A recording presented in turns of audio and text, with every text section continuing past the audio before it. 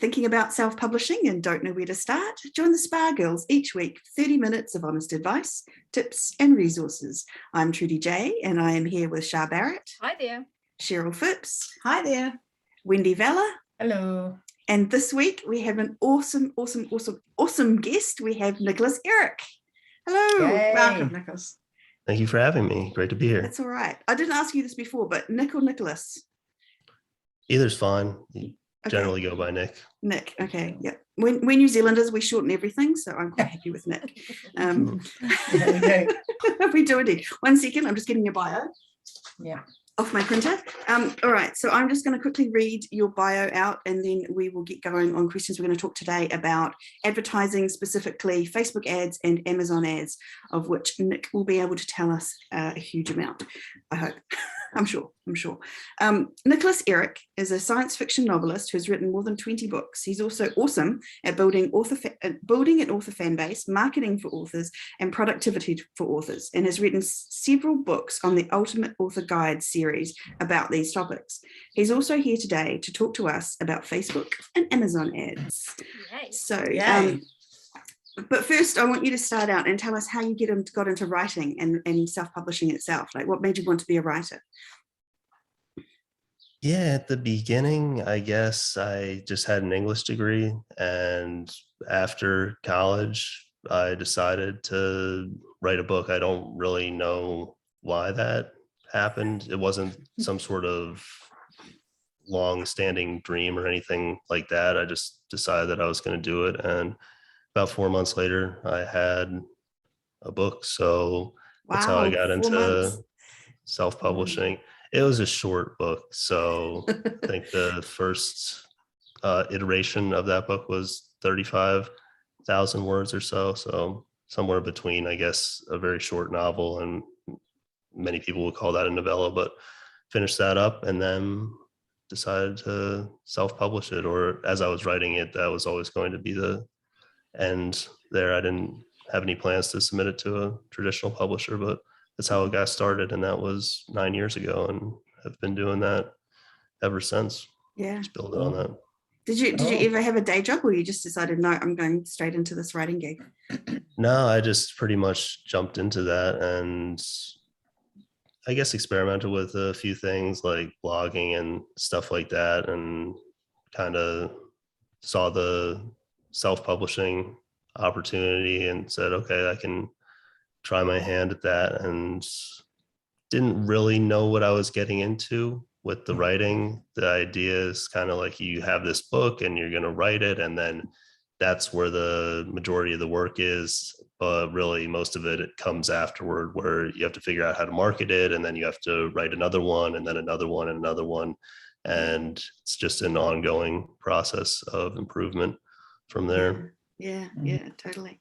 And so the marketing, so you finish the book and that's when you kind of realize, oh, here it is, now I need to market it. Is that kind of what you got into the marketing in for? Like, that would have been good.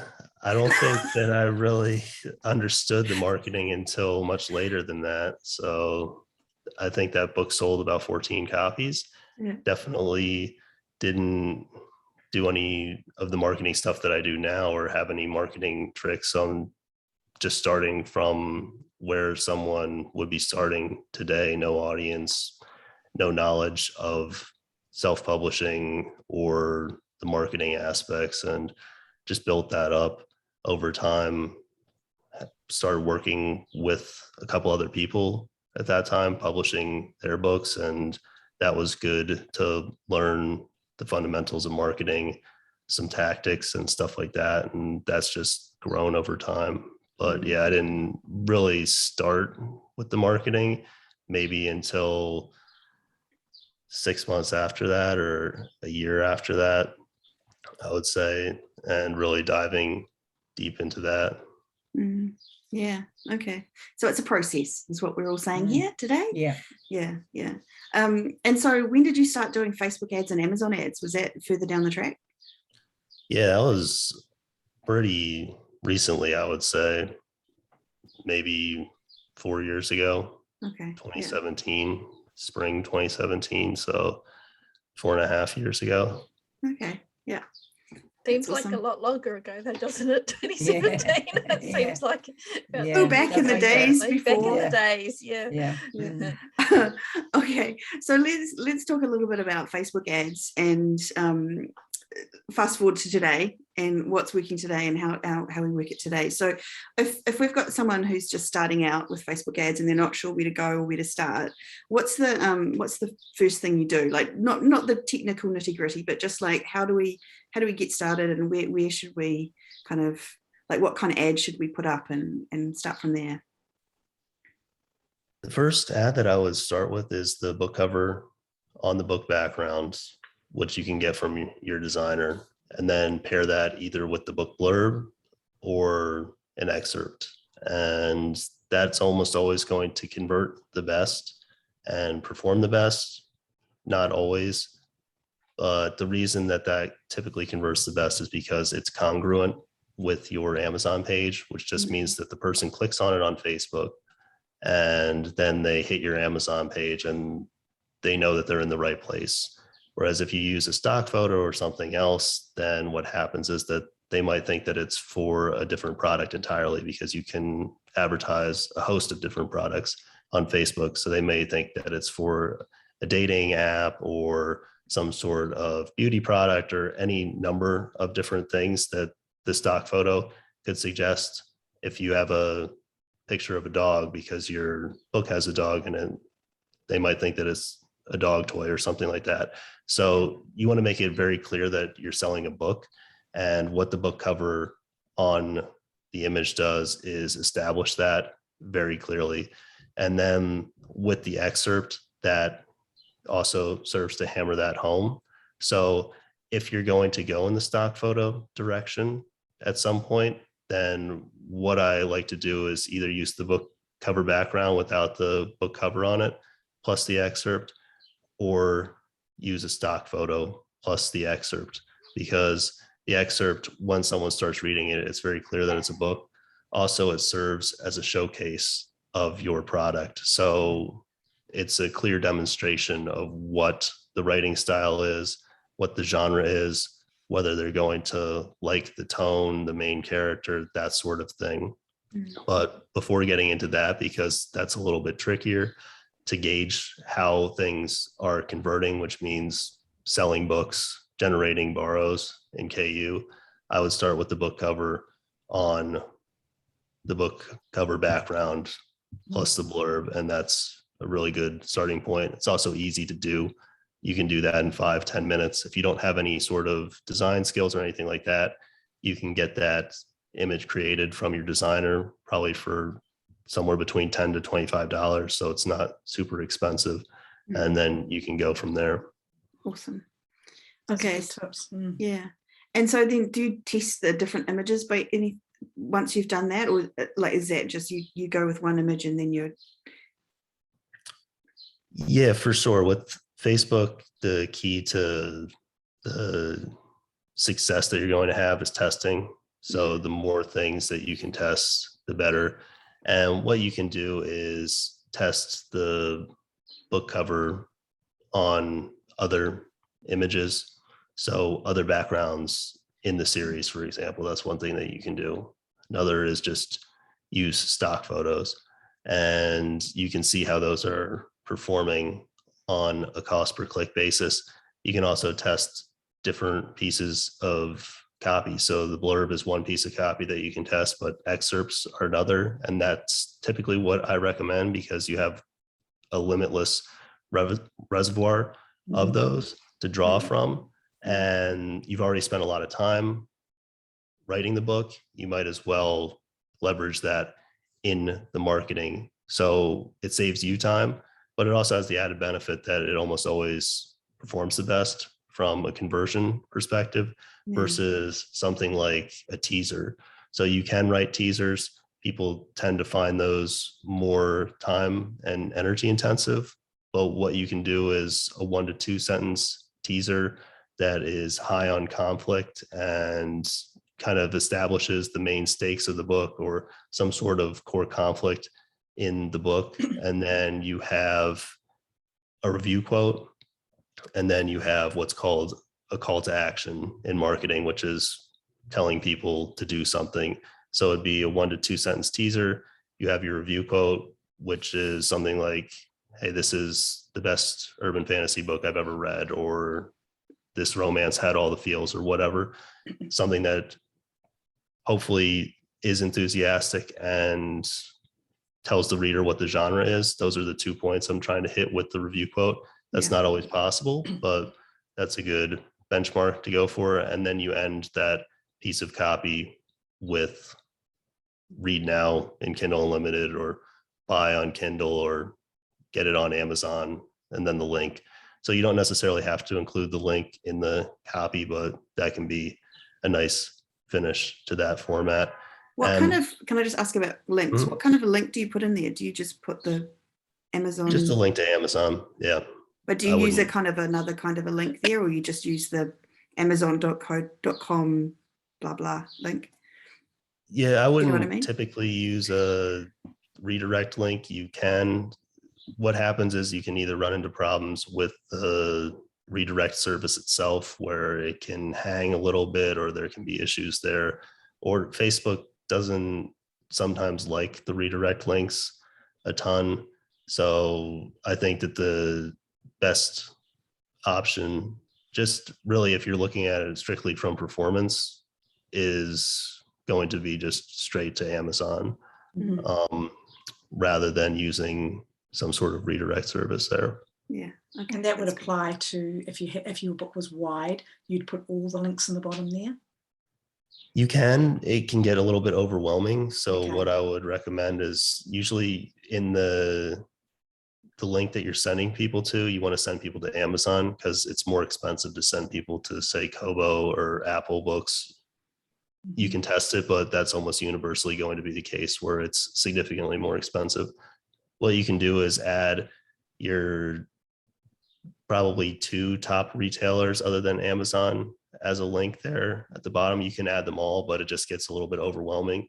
You can also comment on your own ad. So you can, once the ad has been launched, you can go in and comment on it and say, hey, this book is available at these places, and put that at the top of the ad. So you can have the rest of the links there. And that is another way that you can get those links in there to let people know that it's available on other retailers. That's interesting. I hadn't thought of doing that way. Do you comment on the ads for any other reason, like just out of curiosity? My approach is not to go into the comments. So that's a little bit of a minefield, where you can either get yourself in trouble if you're arguing with people, or it can be demoralizing for people, depending on what is being commented on your ads. The thing with the comments is that, good or bad, the comments help the ad's performance. So if people are arguing, it can be a little bit discouraging depending on what they're arguing about, or frustrating, but that's going to help the ad's actual performance. So unless there's a real problem, I wouldn't recommend necessarily deleting or hiding the comments. Discussion is good. Disagreement is actually good for the overall performance, because Facebook's algorithm treats that as engagement. It can't parse out what the sentiment of those comments is. You can certainly delete comments if they do really bother you. I think with that, it can be a little bit of a road to insanity, or just generally not enjoying the process. One thing that is really good, if you can handle the comments without getting frustrated, so if you can emotionally detach yourself from those, is just replying to comments that are positive, because people will comment, hey, I love this book, this is a great book. If you like that and reply to that, what it does is it creates this social proof on the ad.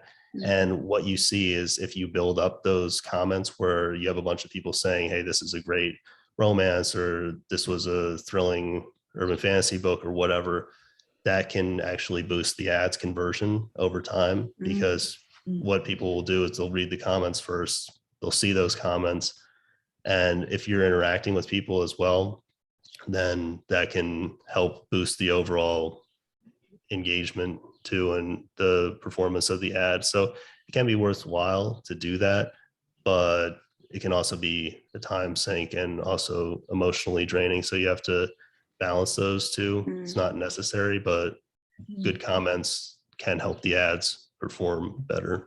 And probably just don't engage with the bad comments. Yeah, definitely don't do that. But definitely wouldn't spend your time arguing with people in the comments. If something really bothers you there, then you can just delete it.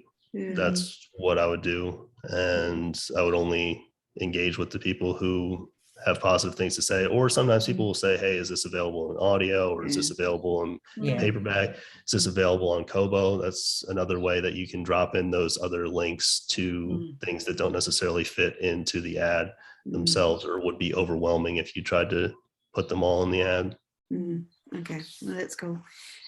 So if we go back to the actual format of the ad, so we've got the image on the background of the cover, and then the cover itself on there, and then we've got, say, an excerpt. If we want to talk about the excerpt, so you sort of said one that was, so you would probably choose one that had the character involved in it, the main character. Are there other sort of things that you would try and pick if you were going to pick a high converting excerpt? Yeah, what you want is something with some conflict, tension. You want to end it on a cliffhanger. Think of it like a little miniature story or something along those lines. And that's where I would start. The other thing is just test a bunch of them. It's really difficult to say what's going to work well. And you want to test things that you don't think are going to work. Now, that doesn't mean that you want to test things that toe the line of Facebook's policies. Those are two very different things. And what I see is a lot of people doing that, but not really pushing against the boundaries of what they think will work. So they'll push Facebook's boundaries. Absolutely not recommended. You can get in a lot of trouble doing that, where you're not going to like dealing with the consequences, obviously, of not being able to run ads or having ads shut down. So I would make sure that the ad itself is PG to PG-13. With your excerpt, if you write high heat romance, definitely don't have any sort of steamy scenes or anything like that. You want to be very cautious with the language you use, no expletives, nothing suggestive or anything of that nature. So you might have to do a little bit of scrubbing on the excerpt and delete certain things from it. Make sure that you go through it and it's in line with Facebook's policies. Facebook isn't built for running ads to books or media in general. It's more, obviously you can use it for that, but that's not its primary market. So it doesn't necessarily know that, hey, this is a book excerpt.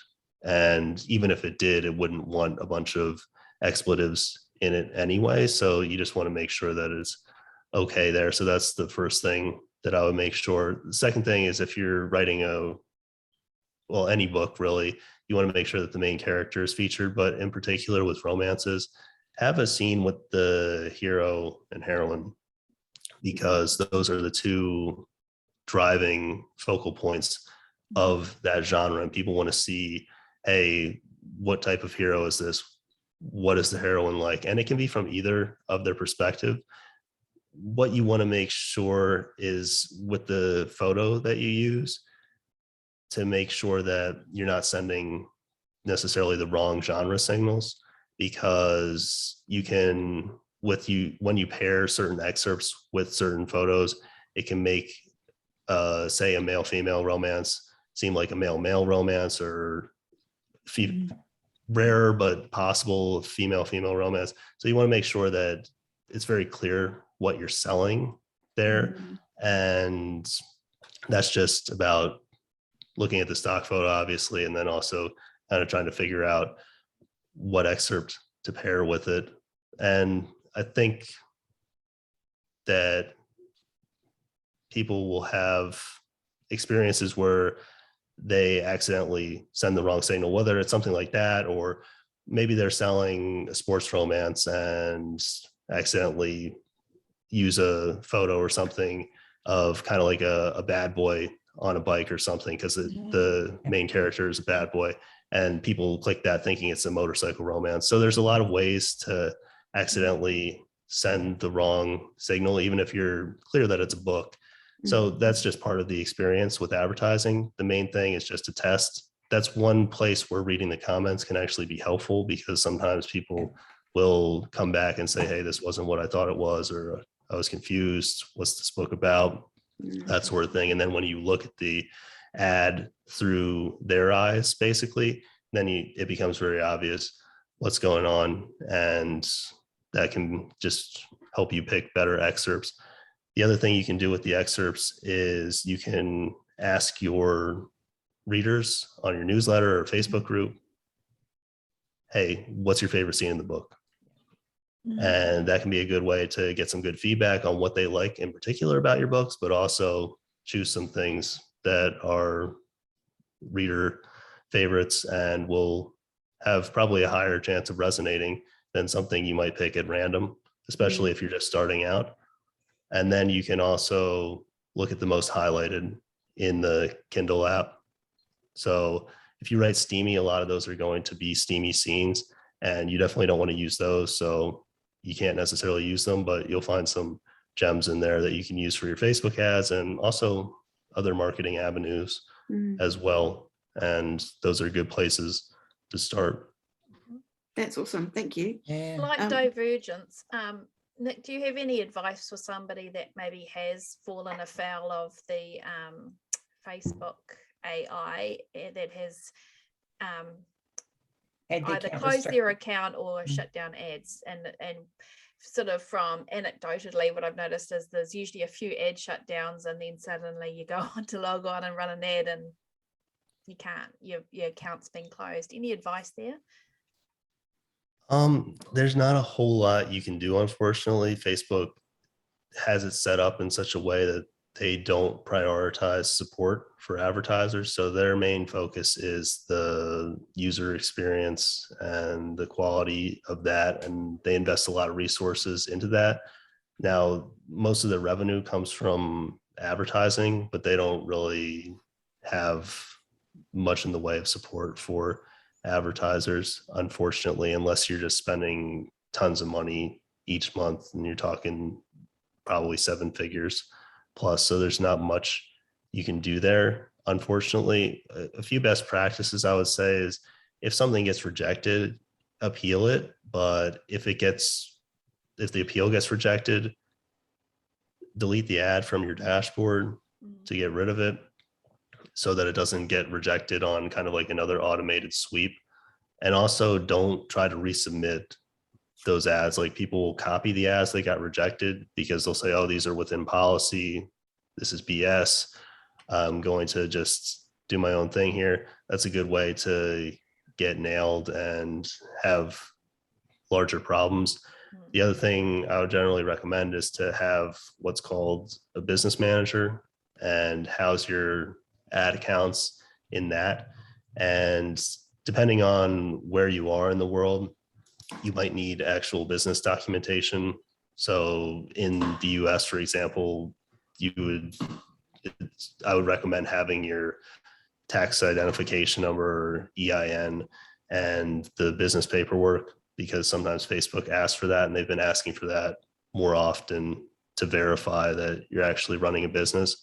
But what that allows you to do is create multiple accounts. And then if one of them gets shut down, then you can have some backups. But unfortunately, there's not really a ton that you can do if you run into problems. And they're not really gonna provide any support in that way if something goes awry. And what I would recommend more than anything else is just to have other ad platforms that you can use, which it's a little bit frustrating if you write romance, in that Facebook is at this point the best platform for advertising romance, because its cost per click is the lowest in comparison to, say, something like Amazon. And it's also really scalable. So it's a good match for romance. But just having some sort of backup, if you have a launch or a promo or something where you need the ads to work and the ads get disapproved even temporarily and then get reinstated, having those off for a couple of days or running into some sort of problem in that way can definitely affect your launch and impact it in a negative way if you don't have some sort of other option to bridge the gap. So what I would recommend in general with the ads, whatever platform you start with, is get good enough with that platform to get results. And that just entails testing. On Facebook, it's just going to be testing creatives. That's the main leverage point. And then once you're comfortable with that, add on a second platform and apply the principles and things that you learned via learning that first platform to that second platform, because then you can switch between them. And it might be that one book performs better with one than the other, or you just have contingency plans in place, which is really helpful. But I would make sure that you can use one well before doing that, because you don't want the opposite problem where you just have nothing that ever works, which is a lot of the time what I see with authors, where they're trying to do Amazon and Facebook and BookBub all simultaneously, and they kind of know the basics of all of them and can set up ads there, but it's not really that hard to get the ad platforms to take your money. That's what they're set up to do. They're set up as self-serve ad platforms to get you to spend give money. them money, you know? Yeah. So yeah. that's like, they'll definitely take it for the most part. Amazon being the exception, where that doesn't spend as reliably as something like BookBub or Facebook, but it's harder for you to spend money on those platforms and get a return. So you want to focus on one first and make sure that you have that well established. But certainly if Facebook is your main advertising platform or your only advertising platform and you're getting good results with that, the best thing that you can do is just add in a second platform to the mix to manage that risk. And then a third once you've got two platforms down. Would you? I think I read somewhere that you said 3 was a good number. Yeah, I recommend having 3 traffic sources. So that could be 3 ad platforms. For most people, it's probably not going to be 3 ad platforms. Okay. So a lot of people have a Facebook group, or Instagram, or TikTok is really popular now. And those are all what you would call, I guess, organic sources of traffic, where you're building an audience over time and they're free, but you pay with your time and you have to engage on them. So having like a Facebook page where you serve the ads from, but you don't really post that much, that's not really a traffic source. Technically it could be, but it's not really providing much. If you have a Facebook group where you go in there every day, a couple times a day, and engage with people and start discussions and all that, or you have a Facebook page where you're posting a couple times a day and getting people to answer questions and engaging with your fan base, then that would be a traffic source. So it doesn't have to be a third ad platform. It can be. I would probably only recommend that if you're really strong with the ads and really enjoy them. And I would say that most people don't really enjoy running the ads all that much. It's something where they do it because it's largely necessary in today's market. Not 100% necessary, but I think it's going to be a lot harder if you don't run ads than if you kind of bite the bullet there and do it. But most people aren't going to want to master the nuances of 3 ad platforms. So I would say 2 is a good number for a lot of people.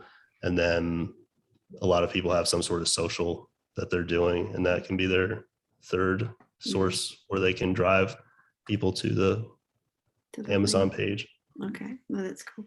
So if I can go back to Facebook, so you talk about the creative being the main way that you can kind of amp up your ads. What about like the audience and the budget? Can we talk about that for a little bit? Yeah, the audience is definitely going to impact things. It's just that once you have those audiences, they tend to be fairly stable in performance with the traffic objective, which is generally what you have to use if you're sending people to Amazon. You can't install the pixel on Amazon, which is a little piece of tracking code that sends data back to Facebook and tells people, hey, or tells Facebook that someone completed a purchase or something like that. So you can't install that on Amazon. So you have to use traffic, which is just saying to Facebook, hey, I want to get this ad in front of people who will click on it. And then Facebook gets you clicks to Amazon. So that's, yeah. What was the second half of that question? Audience was so how do you figure out what audience you should be like? So you say once you've got it, that's kind of fairly static, but how do you figure out the right audience for you as a in your genre? Right. So yeah, with the books, we have it fairly easy in that you can target authors. And then the second thing you do is target genres. Those are what I would generally start out with. Where people tend to get in trouble with the audiences is that they immediately jump into just crazy stuff where they're saying, hey, I'm going to cross this podcast with people who like dogs, with people who like reading, and then are only in this 50-mile square radius. I would recommend keeping things as broad as possible, because that will allow you to run the ads for as long as possible. So for example, if you write romance, go-to audience right now, and it's about 1.5 million, 2 million people, it's going to be E.L. James plus Sylvia Day plus contemporary romance plus Nora Roberts plus Danielle Steele, and then plus Diana Gabaldon.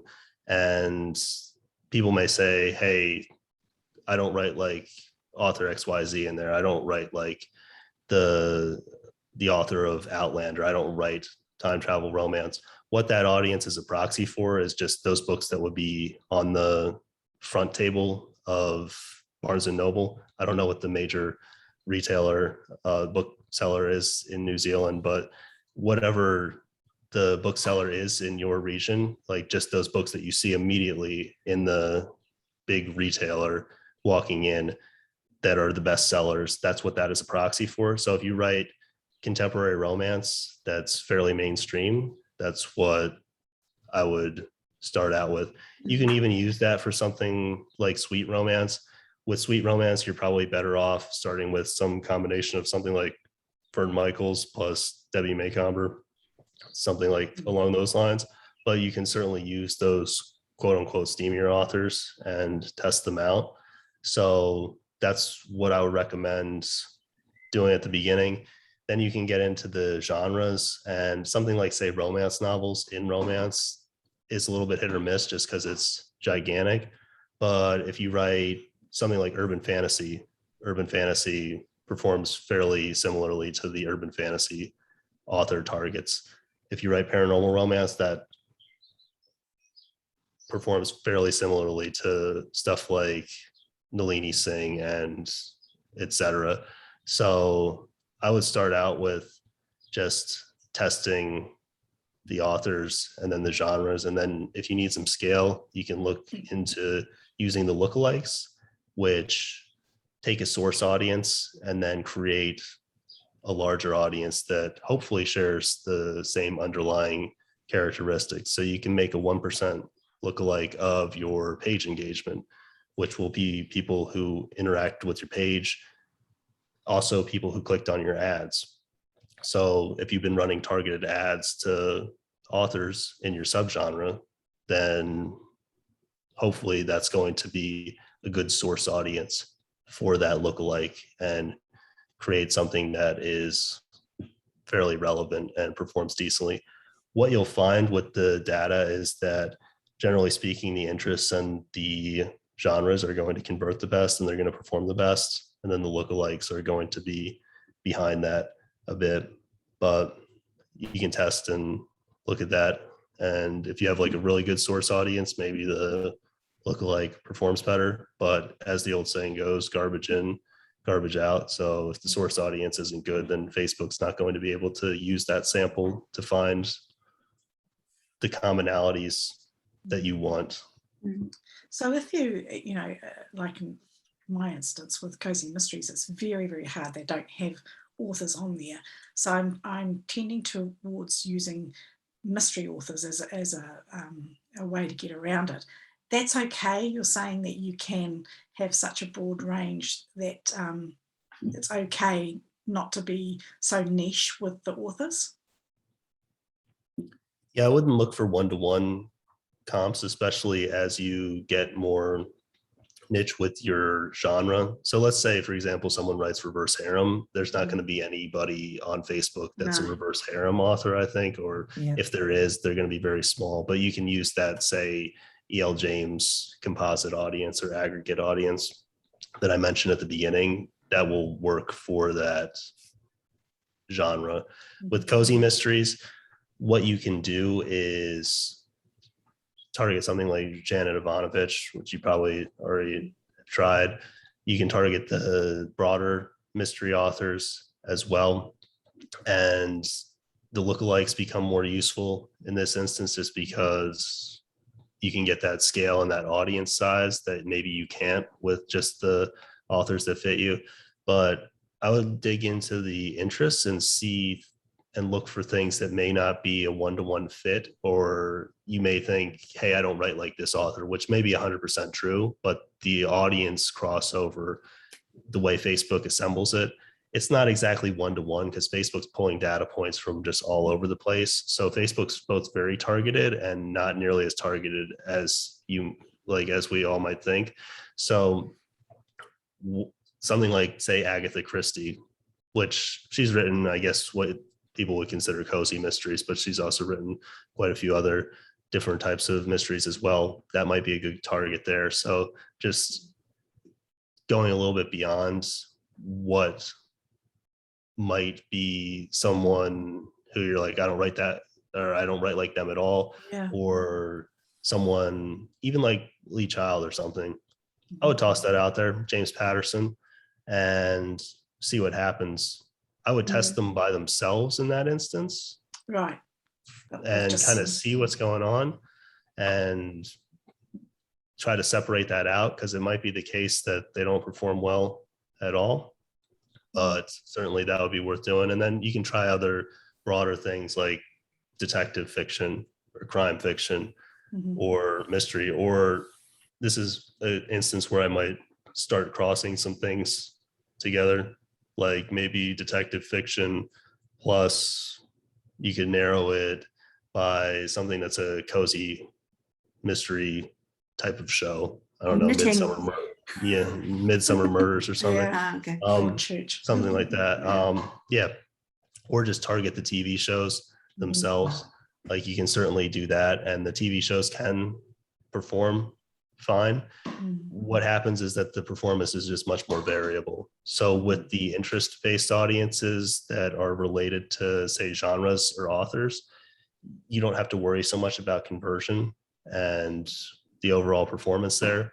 Whereas with the lookalikes, and then to a greater extent, something like the TV shows, or if you're targeting podcasts or blogs or any number of the things that you can target on Facebook, you have to be much more concerned about the actual conversion when it hits the Amazon page, which you can only really figure out by either isolating that audience and running it by itself, or kind of eyeballing things and trying to figure things out that way. So we're always a little bit blind on Facebook with the conversion, which is the main thing. Are our ads selling books? Are they producing borrows in Kindle Unlimited? And when you branch out into other audiences that aren't necessarily related to the author interests, then that gets into a little bit choppier waters. And you just have to be more focused on that and a bit more concerned about that. So that's why I take the approach when I can, and it's not always possible, to focus on the authors and the genres, because if I can rule that out, then I can really just focus on testing as many creatives as possible and trying to bring the CPC down. Because that was going to be my next question. First of all, is there an optimal audience size from your perspective? Like that seems to be something that people are kind of differentiate. They've got, some people say smaller, some people say larger. Have you got an opinion on that? It's going to depend on how much you want to scale and how much you want to refresh the ads. If you're running ads to a 40,000 person audience, you can get good performance, and maybe you get better conversion and it's really targeted to exactly who you want, but it's going to burn out really quickly. So if you want to make ads every week, or find a new audience every week or 2 weeks, or only run them at $3 or $5 a day or something like that, then that's a possibility. For me, obviously running ads for other people, one, I have to scale way beyond that. And that means that I need larger audiences. Two, the other thing is I don't want to be refreshing the ads every few days or every week from a time perspective, but just going back to the conversion, it's hard to find ads that convert reliably. And you can put up an ad that seems to be identical to one that you just ran and has a similar type of excerpt, similar type of vibe. And then when you start looking at the numbers, it's like, wait a second, all of a sudden the page reach dropped off. All of a sudden the sales dipped or the rank dipped of the book.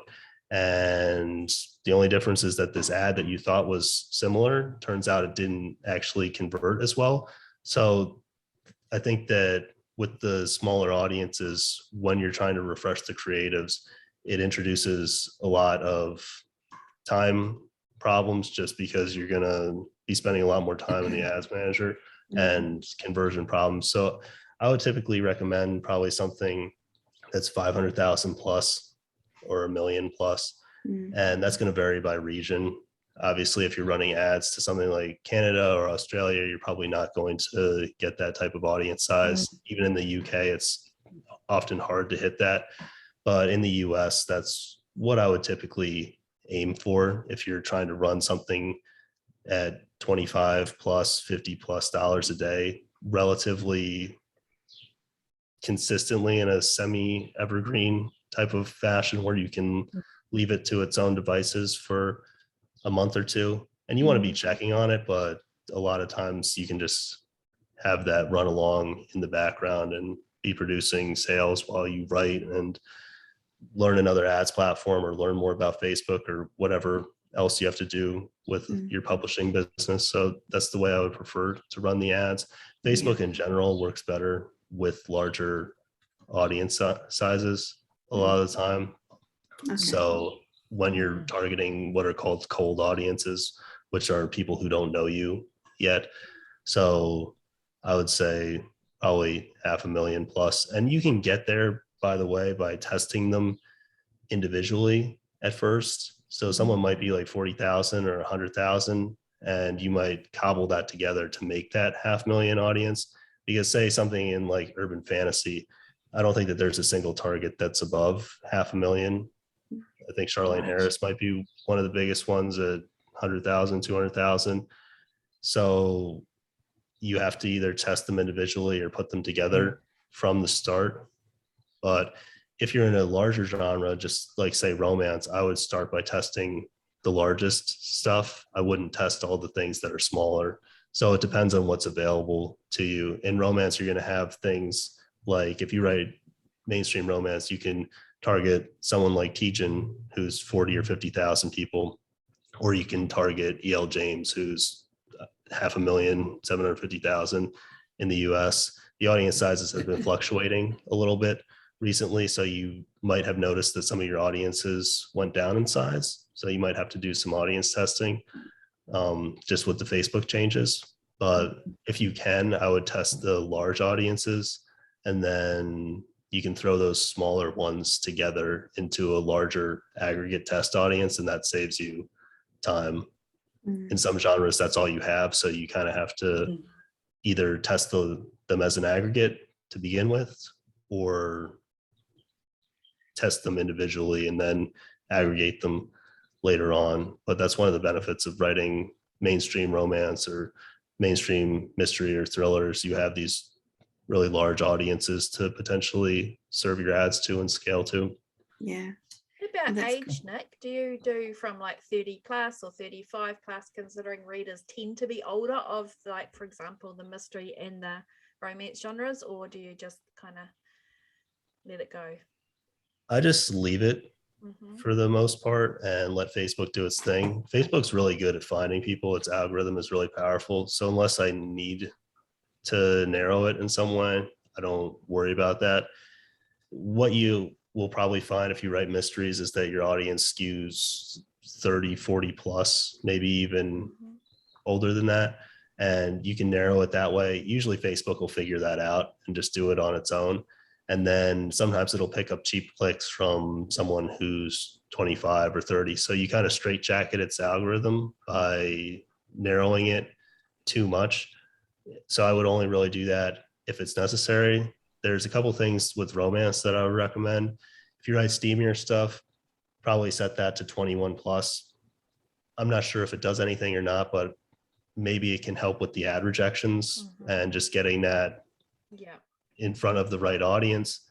And then I'd recommend narrowing that to women only, not because it helps performance. If you're targeting something like Nora Roberts, then it's going to be 98, 99% women anyway. What happens is that if you're reading the comments, then a disproportionate number of the creepy comments come from that 1% of men in the audience. So it just irons out that problem and saves you some irritation there if you're going into the comments. And you target by country, so, or would you leave that? Yeah, one country per campaign. So start with the US in most instances, unless your book is UK centric.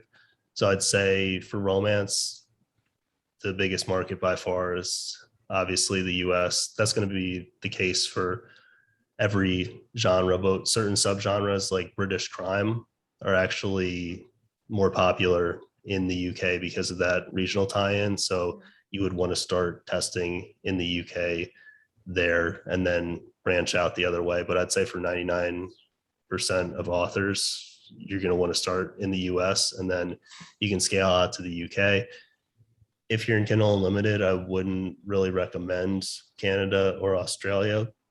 Reason being is that the page read rate is so much lower. So you can get really cheap clicks in both of those regions, but it's balanced out by the fact that the page read rate is not high at all. And it just ends up pretty much being a waste of time because the ads burn out really quickly. So I would focus on the US and then the UK. The other reason is because the UK also has all-star bonuses.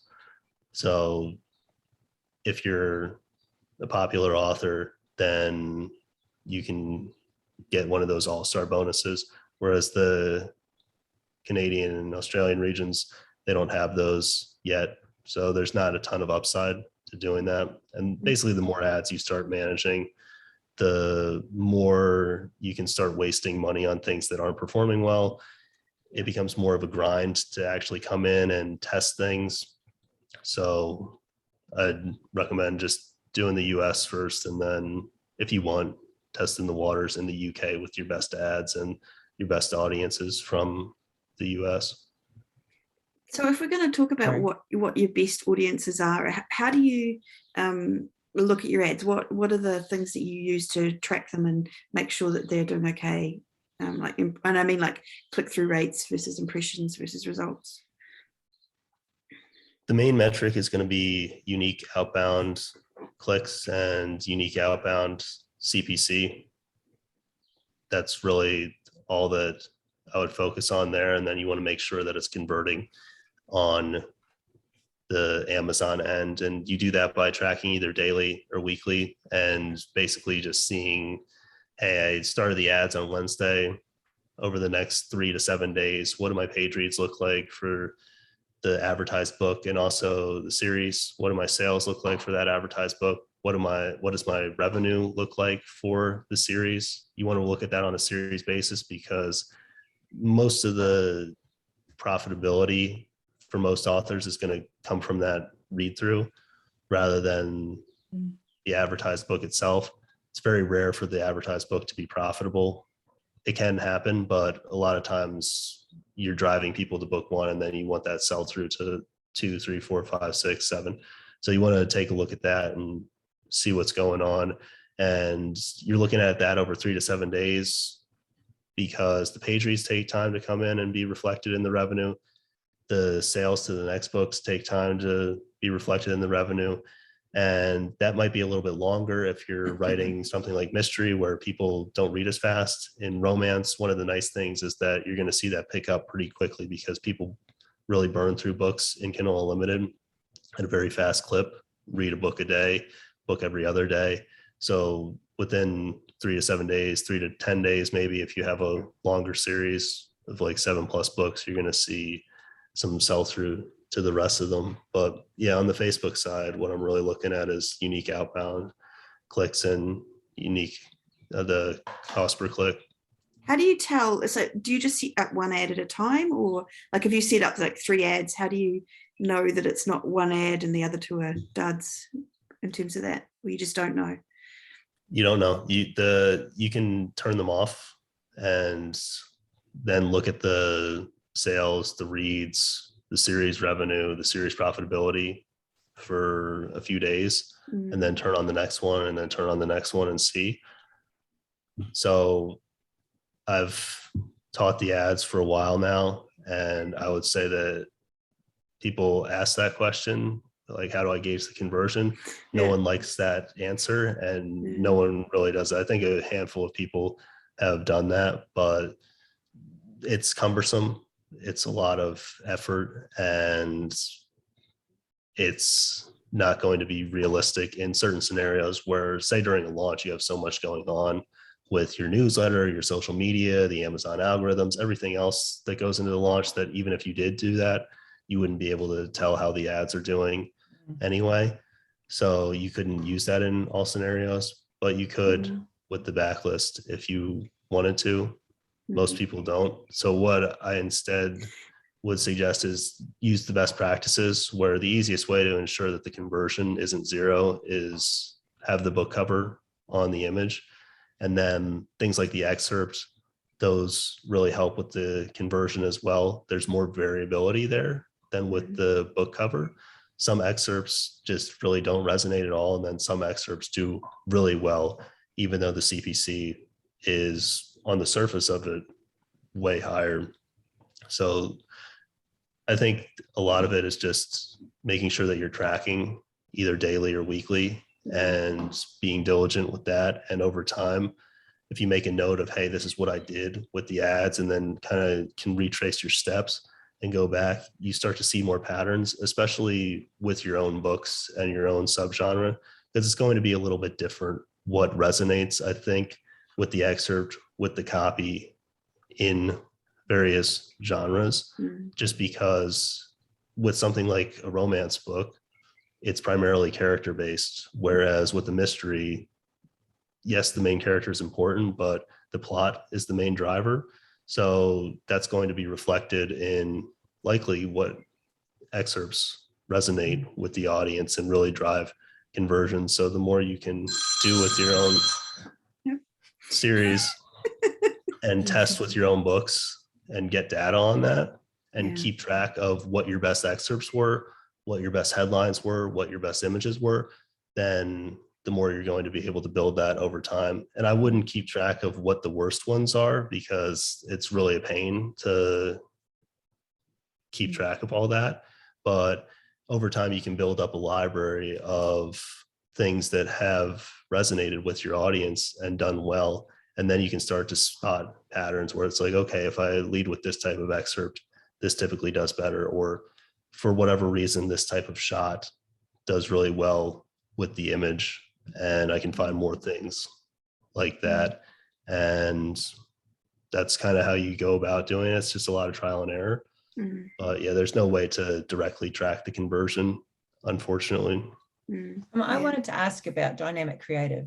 And now, do you think that's worth it for a newbie to start out with? I think that the dynamic creative is the easiest way to test a lot of things and the best way to run the ads on Facebook with the testing. So what you can do is you can throw up to 10 images into the dynamic creative plus 5 pieces of copy. So those could all be excerpts, or it could be a mix of excerpts and teasers, or whatever you wanted to test there. And then you could do up to 5 headlines. Generally, the headline is not going to have a huge impact on the overall performance, but you can certainly test them. And then what you can do is you can pull out the best elements, and you can pair the best headline with the best copy with the best image, and you reassemble those in a winners campaign. So a completely separate campaign using just regular ads. So you're not using dynamic creative here, you're using just regular ads, and you can pair them up. And that's a way to really test things quickly and generate a lot of ideas. And I would definitely recommend using dynamic creative to test. What the downside is that it gives you less control. So if you have an image that pairs really well with a certain excerpt, you know, they're walking their dog or taking the dog to the park, and you have a picture of a yellow lab or whatever, and then you have something different where the hero and the heroine are at a bar, then the picture of the lab doesn't fit with one of those and it fits well with the other ones. So you run into situations like that. But I think what you'll find with the testing in general is that the biggest problem that I see people have is that they try to think their way out of the problem. And it's not that you want to be completely just zombified and brain dead and just throwing anything in there, but the speed beats any sort of cleverness or most of the thought that you can put into it beyond the best practices and just some basic common sense. If you can test 5 or 10 times the number of things that someone else does in the same time frame, you're going to accelerate the knowledge that you have of the ads platform, the ability to pull things from the creative that other people might miss, and just you're going to increase your skills exponentially by doing that. And even if your skills stay the same, just by throwing that amount of stuff in there, you're going to get some stuff that works just by the numbers. So the dynamic creative, it's a lot easier to do that than testing with the individual ads. You can certainly just test with the individual ads and you have a bit more control, but the speed is really a game changer there. So I would definitely recommend doing that. What about budget? Sorry, I was just asking about budget quickly because we haven't touched on that. I was Yes, going we to ask the have, same thing. What's the yeah. minimum amount spent for somebody starting? Like, how many people are they wanting to reach? You know, say for example, you spend $10. You put in your $10, and it will say you will reach 30 to 50 people. Is that too little, or what do you recommend for newbies? I think it's largely a function of how well the book itself is doing. If you have a book, let's say, that's ranked in the top 1,000 of the store, then if you start with $5 a day, you could do that, but there's no way of telling whether the ads are actually converting. So you can't see any impact with your sales or the reads, which means that you're not going to have any confidence in how the ads are performing. And I think confidence is probably the biggest thing with the Facebook ads and just the ads in general. Is my ad spend actually paying off? If you don't have any confidence in that, then it's very hard to keep the ads running. It's hard to make good decisions. It's hard to scale them up.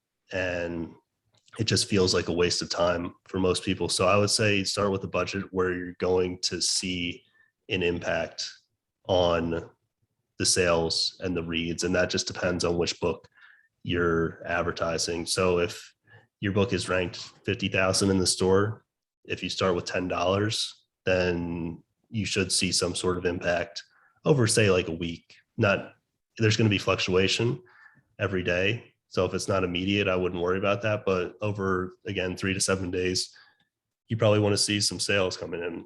You want to see the reads picking up on that book. Then you can make decisions about whether to continue the ads, whether to scale them up from there.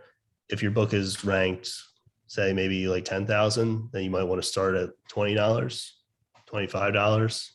If it's at 5,000, probably like $20, $25, maybe 30, 35. If it's ranked at 1,000, then maybe $50.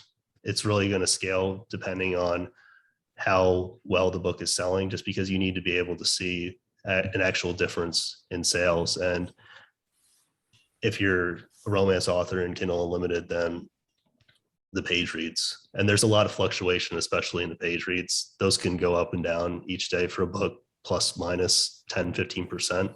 So you need a big enough budget to actually see that difference and not have it be attributable to just random variance. So I would say probably the minimum I would do is $10, $12. You can start with 5, but I would prefer to, if you say had a $100 budget, I would prefer to spend that over 10 days. So $10 a day over $100, over $10 a day over 10 days versus $5 a day over 20 days, which is how most people do it. The reason why you want to condense that is, one, you're going to get the information a lot faster. So you're going to be able to test the ads quicker. And a lot of people, what happens is that when the data is coming in slowly, they either zone out and they don't check on things and then they end up wasting money, or they just make bad decisions where they get impatient and they say, okay, this ad's definitely winning after 2 days and it hasn't generated enough clicks to actually give you the data that you need. So for an audience to be stable, you need 50 clicks on it. For an ad to be stable, you need 500 impressions. So it's easier to get that amount of data when you're running somewhat higher budgets. And the easiest way to do that is just to condense that. So if you're running $10 a day, let's say you're testing 2 ads in an audience, you could come in every 2 to 3 days and do another round of testing, meaning getting another ad in there. So, and you want to probably be in that 2 to 3 day window where you can test things every 2 to 3 days, because that's going to keep things going at a good clip and also keep you engaged. Most people's least favorite part of the process is the testing. So the sooner that you can get that done and the quicker you can do that when you need to refresh those creatives or come up with new audience ideas or whatever you need to test, generally the better the results are going to be. So I would condense the budget a bit and spend more each day to get that data quicker. And probably the minimum I start with is $10 to $12 a day. I like 12. I don't know. There's no science behind that or anything like that. Just seems like a decent number. Do you take a good ad and duplicate it and then throw more money at it? Or do you do it, if the ad's running well, do you just add more budget to it? Yeah, you can just scale it up in the existing campaign, or you could copy it to another audience or a different campaign if you wanted to. So either of that is fine. So going back to the dynamic creative question, in particular, you can run the ads with the dynamic creative. Instead of doing the dynamic creative to winners stuff, what you run into with the dynamic creative, particularly in romance, is that it tends to be fragile, where romance is probably more prone to ad rejections than other genres. So if you have 10 images and 5 pieces of copy and 5 headlines in a dynamic creative, if one of those gets rejected, then your entire ad gets shut down. Whereas if you're running them as separate individual ads, if one of them gets shut down, then the other 2 or 3 or 4 stay alive. And that's really useful just because momentum is so precious on Amazon. It's less of a concern with the backlist book, but it's still important. But especially during something like a launch, if you have all your ads to get shut down and then they're off for a couple of days, then that can be a problem. So that's why I do things that way with the dynamic creative. Yep. Can I just go back to so we talked about the unique outbound clicks and cost per click. So is there a number that you're looking for in terms of those? Like, is there a certain percentage that you think, oh no, that's terrible, and turn off the ad? Or it's gonna vary from genre to genre. So a good CPC and something like romance, it's also going to vary depending on whether you're using the book cover or stock photo. So stock photo is almost always going to have lower CPC. And I mean a stock photo without the book cover on it, just for clarification. It's almost always going to generate a lower CPC. But again, you might run into problems where it's not converting. So you're not getting any reads or sales. But in romance, what I would say is that if you're using a stock photo, you're looking at something like 10 cents to 25 cents. If you're running really high budgets, that's what I would be aiming for. And during something like a launch, that's going to stretch a lot, because a lot of times you're just really hitting the budget hard during a launch. If you're spending $1,000 a day or $2,000 a day, a 25 cent CPC, you might not be able to get that anymore, even with the stock photo. If you're spending $50 a day, then if you're not getting that with a stock photo, then you'd want to test more. So definitely calibrate it to the situation and stuff like that. And then with the covers in romance, I would probably aim for something between 15 to 25 cents, 15 to 30 cents And these are all in USD, by the way. So if your ad account is in Australian dollars or New Zealand dollars or Canadian or anything like that, it's not immediately apparent from the dashboard when you go in. I've had this issue with either clients or people I'm working with where the CPCs look a lot higher because they're in the native currency and it doesn't mark it as, say, like New Zealand or USD or Canadian. So just be aware of what your settings are there and be sure to convert it, because say with New Zealand, it's going to be probably basically half or double. Yeah. So you want to just convert that to USD. So all these are in USD, just to be clear. So 15 to probably about 25 to 30 cents with the cover. And you can definitely get lower than that with the cover. You can get CPCs that are like 10 cents with the cover in romance for sure. But I'd say anywhere between 10 to 30 cents is fine. And then in something like urban fantasy, you're probably looking at like 15 to 25, 15 to 30 cents. One thing is with the upper end of that range, or really with the CPC in general, you have to calibrate that to how well it's converting and also just how long your series is. Because if you have a one book series, then you might actually, your ad might be good, but you might not have an ads problem. So you might have a 10 cent CPC and be blowing these ranges out of the water, but the ad still might not be profitable because you only have that one book. So as you have more books in the series, your ads can be either considerably worse, quote unquote, or you can scale them more and the CPCs fatigue over time and fatigue with more budget. So you can just accept a much higher CPC and more inefficiency there if you have a longer series. So with the urban fantasy, again, probably like 15 to 30. And then with something like sci-fi or other fantasy books, again, probably 15 to 30. And then with the mystery books and thriller books, what you're going to find is that the CPCs tend to be considerably higher here. And it can be hard to get them down. It's not impossible, but usually they're going to be the highest by far, where you're looking at something like 25 cents plus, and it can be lower with the book cover or with the stock photo, but usually that's where it's going to about start with the book cover, 25 cents. And that's what I'm kind of looking at. And with the stock photo, maybe like 5 cents lower, like 20 cents, but it just seems to be more expensive in general with the mystery books. The romance books tend to perform the best out of any genre. And there will always be exceptions to this. There might be a mystery author out there who saying, hey, I'm targeting James Patterson and Lee Child and getting a 9 cent CPC.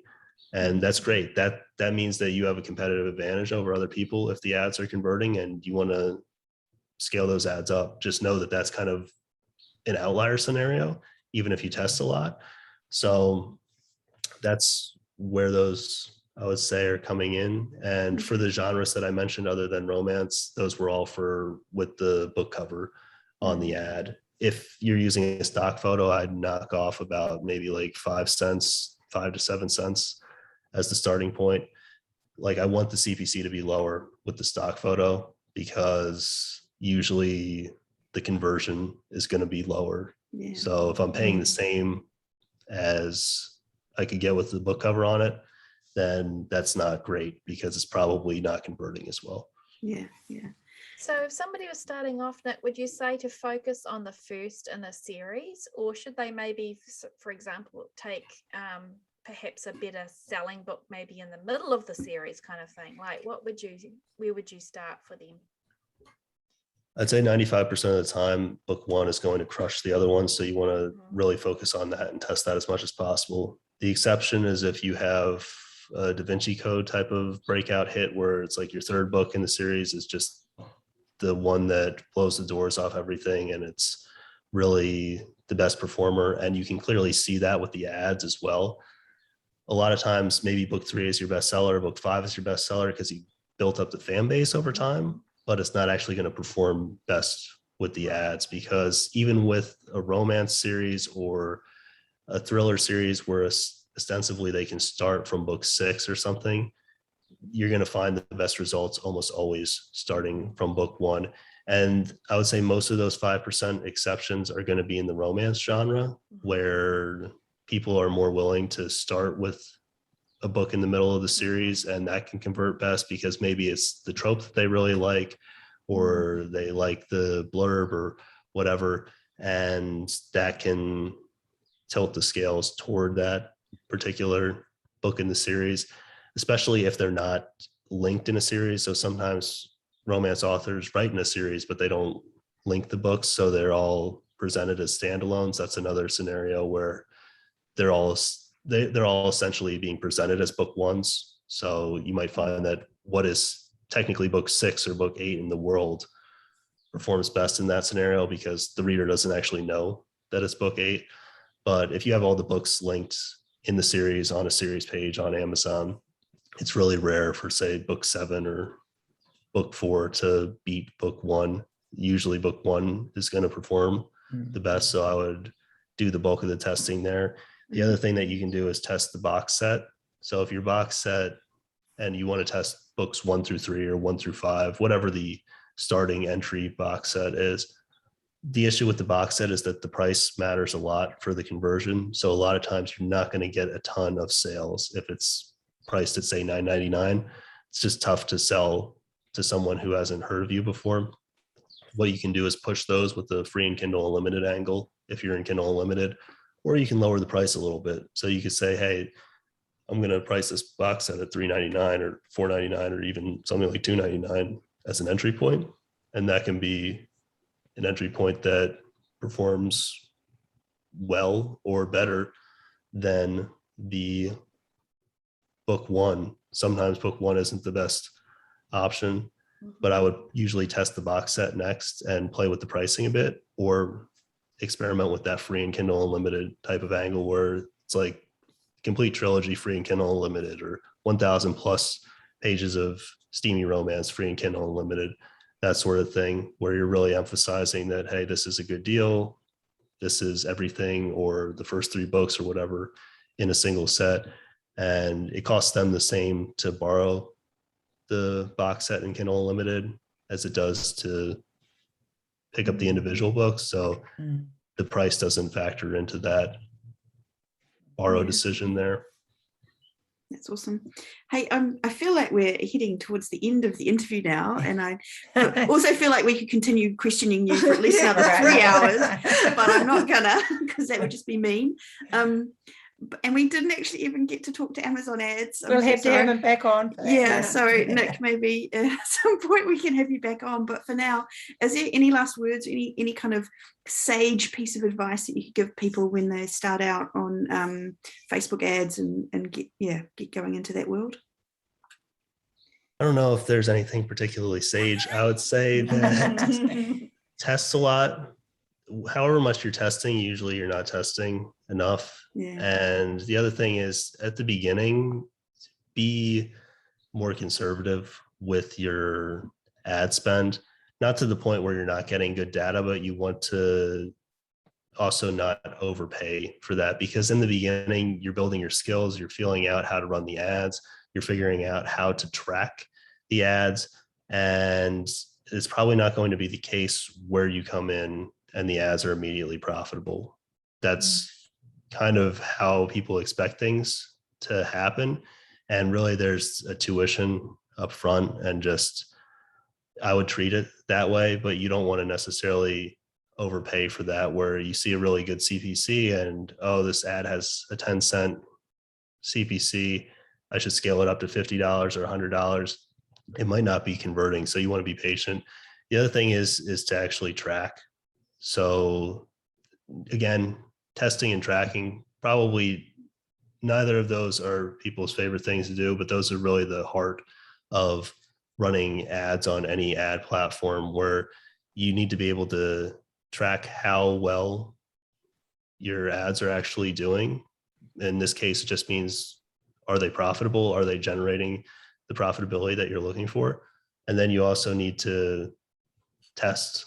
And by doing those two things, when you're tracking, you can see whether your testing is moving you in the right direction. And by testing, you increase your probability of moving in the right direction by building your skills quicker, and also just testing more options. And it's really tempting to look at an ad and be like, this is the one, this is what's going to resonate with everybody.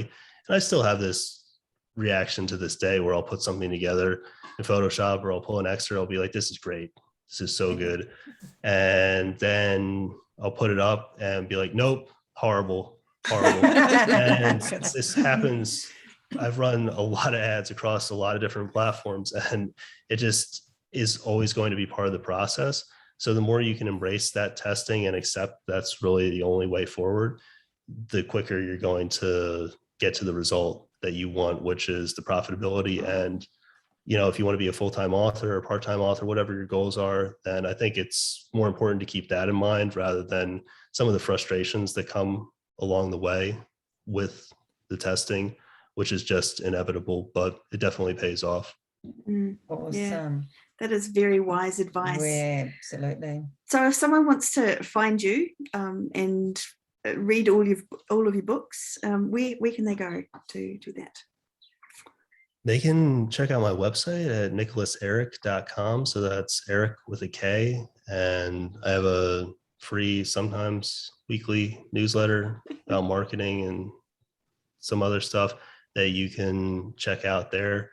And if you want all the marketing advice in one place or most of it, I have a book called The Ultimate Guide to Book Marketing that's available on Amazon and other retailers. That doesn't cover ads, if that's what you're looking for. It's more of the foundational elements like covers and blurbs and that sort of thing. But that's on Amazon and other places as well. And I have that book and it's great. I just want to put that out there. So yeah, thank you. So highly recommend. Definitely get that one.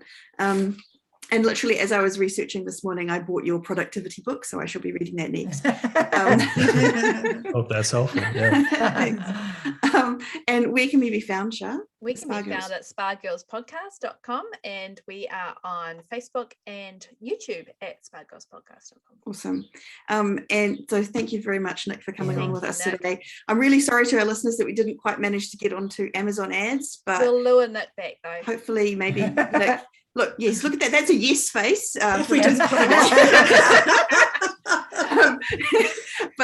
we'll hopefully have him back some other time to do Amazon ads. But for now, thank you for listening to another episode of the Spa Girls podcast. We appreciate every single one of you out there listening to us. And we will be back again next week with another episode.